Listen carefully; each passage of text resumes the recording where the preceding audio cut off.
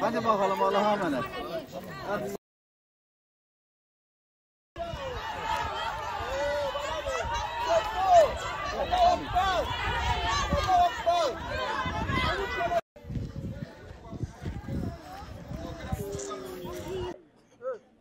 Bismillahirrahmanirrahim. Umut Kervanı İnsani Yardım Vakfı olarak şu an Afrika'nın Uganda ülkesindeyiz. Kırtasiye yardımlarımız şu an tüm hızıyla devam ediyor. Şu an burada Uganda'da 2024-2025 eğitim ve öğretim yılının ilk günündeyiz. Buradaki öğrencilerimize kırtasiye yardımı yapıyoruz. Yani bu kırtasiye yardımımı yaptığımız zaman yani o sevinci, o mutluluğu görmeniz lazımdı. Hakikaten gözlerin içi gülüyordu. Biz Umut Kervanı İnsani Yardım Vakfı olarak sadece burada değil, dünyanın dört bir tarafında bütün mazlum coğrafyalarda ihtiyaç sahibi tüm insanlara biz burada kırtasiye yardımı gerçekleştiriyoruz Umut Kervanı olarak. Şu an Uganda'dayız, bir köydeyiz. Arkamda gördüğünüz şu baraka bu bölgenin okulu. Öğrenciler şu arkamızda gördüğümüz barakaları sınıf olarak kullanıyorlar ve orada eğitim görüyorlar. Bu şekil olan dünyada mazlum coğrafyalarda bir sürü bölge var. Biz Umut Kervanı İnsani Yardım Vakfı olarak Allah'ın izniyle sizden almış olduğumuz vekaletler doğrultusunda, bağışlar doğrultusunda burada ihtiyaç sahibi olan tüm insanlara ulaşmaya çalışıyoruz. Bu minvalde de bize desteklerini esirgemeyen tüm hayırseverlerimize Uganda'dan teşekkür ediyoruz.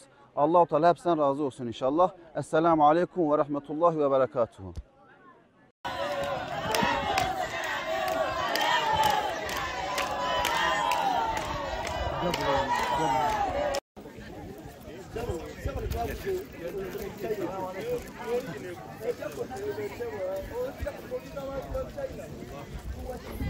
Selamun Aleyküm. Selamun Aleyküm.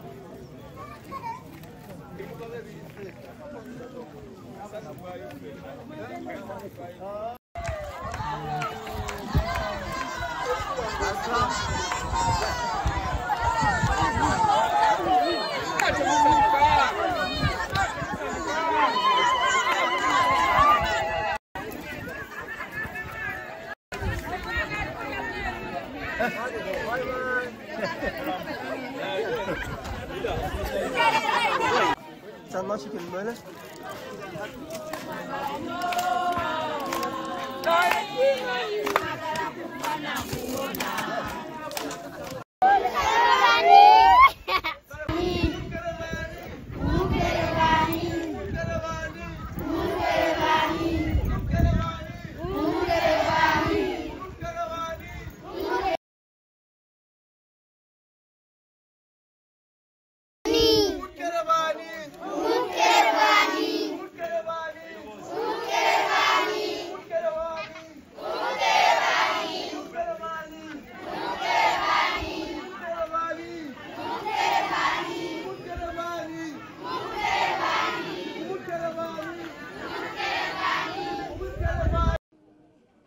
Teşekkür Umut Kervanı.